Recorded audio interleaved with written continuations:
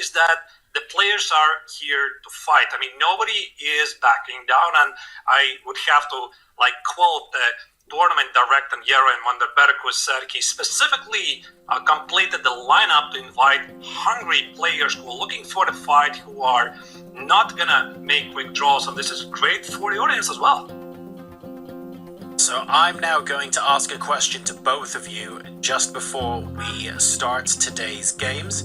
Tanya, I will start with you. If I forced you to pick a single game where we think we're going to see the most fireworks on the board today, a prediction of what the sharpest, most exciting positions can be, it's an impossible question, but if you had to pick a pair of... Very aggressive move by Mendonca on the board, g5. I mean, I like the spirit. So he wants to start an active kingside operation with g5, g4, h5, h4, etc. But the first impression I have, where do you put your king? I mean, a king on e8, he cannot easily cast a short or cannon. Although now that I'm thinking, sometimes black in Rai Lopez and Italian games, he does push g5 and only then cast a short. So maybe if I may, I'm gonna now show on the analysis board why g5 first and then castle and not castle, and then g5 could make sense, because here if Mendonca would make a castle, and let's say Gukesh would continue with something like c3 or knight c3, I don't really know what is the popular continuation in this position. Now g5 feels much riskier choice, because with a king on g8, suddenly black has big problems to defend the knight on f6, so this is a very deadly pin. Knight e5 potentially followed by f4 could prove to be a big problem to solve. So that's why Mendonca plays g5, weakens the king, and now he does castle short. It's on the board, really fascinating stuff, and especially because the dark square bishop is on c5 and cannot be fan-cat out anymore on g7. We were talking about this, whether Gukesh how much will he try to push? I think he's already provoked Mendonca into a kind of position where we're looking at a big fight in the middle game. Black's pawns in front of the position in front of the king have already moved forward, which means at the right time, if white can strike with h4 or develop the knight via d2 and try and come on that f5, the light squares that have been weakened on the king side, we might be seeing hot action on this one. I am still slightly surprised with Shah Castle and g5, but once again, I believe this is still in theoretical territory. We have seen these positions before, as even though they look extremely dangerous for black. Yeah, I mean, Tanya, I don't immediately recall seeing this position, but again, I definitely recognize the pattern from the Rai Lopez and Italian games, so probably just works just fine. And now the world champion responded with c3, which makes perfect sense. I mean, he wants to play d4, hit a bishop, try to exploit the weakening of the black king, because for Gukesh it's really obvious. Black has weakened his king, and he doesn't want to give black any time to consolidate his position and try to open it up as quickly as possible. However, there might be a downside to this plan. By pushing d4, he might be weakening the pawn on e4, so it really remains to be seen if this works. And the other dynamic in the Royal Lopez once white has played c3 is that it gives black a hook on the queen side for the right moment to go with b4. So ideas that Mendonca could have to counter white's play is knight a5, hit the bishop, first ask a slightly uncomfortable,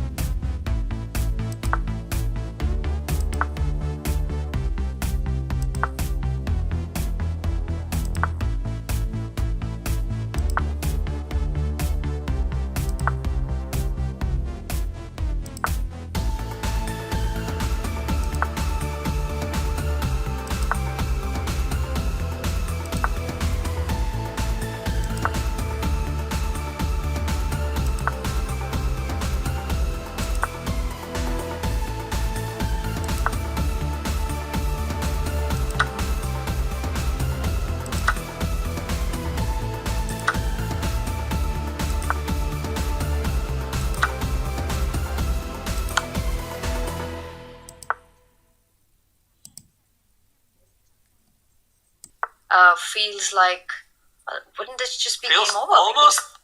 almost like a Ooh. board, except it's not. But it's pinned, yes. When you play queen takes rook, I was like, what did I just miss? Yeah, sorry, I'm just gonna slow play it here. So once again, queen e3, rook f2 pins the knight, and you cannot really do this. I guess this is the final trick, knight g4, the king is pinned on g7, you couldn't do it. But I've seen stranger things happen. Sometimes players hallucinate, but no, I don't think so. It's gonna happen here. This is pretty easy things to calculate. And if you're terrified of these forking ideas, maybe you can just think about transferring the rook to f2 immediately and just stop everything, right? You stop queen takes pawn coming in with a check, but Gukesh has calculated his way through. He does grab the second pawn, pins that knight on f6, and rook f2 to follow. If rook was to slide to e8, you can just come back with your queen to d4, keeping everything intact. And I think Mendonca is about to resign. Gukesh about to win a game, a very critical one. Gets up and leaves. Oh, this is the other thing. I don't know how you feel about this, artist. Sometimes you're playing, you want to resign, but your opponent just makes a move and gets up. And then you just don't have the time to resign. There's no good moment to stop the clock. I think that usually you develop a feeling when the opponent is going to resign. And when you have the feeling, you sit there with the board.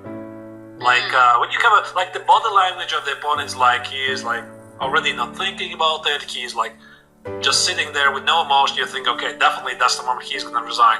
And whenever you think that your opponent is continuing, then you just get up. But there you go. Mendonca is not gonna waste time, so he just plays queen e3, not to waste his time, not to waste his opponent's time. One more final check if the opponent is not seeing some ghost with a knight g4 fork, and after rook f2, Gukesh confirms, I'm the world champion, I see everything. So, there you go. Well, to test your theory, then Gukesh will sit down at this point and not walk around, because this is why you expect your opponent to resign, and he does. And with that, Gukesh Domaraju, he is about to take the lead going into round 10 as Prague is in big trouble. And what a game by Gukesh with the white pieces starting from the Spanish, and once he got the advantage, just slowly outplaying his compatriot in this one. Mendonca never got the counterplay. He never got the chance, Arthurs, to come back.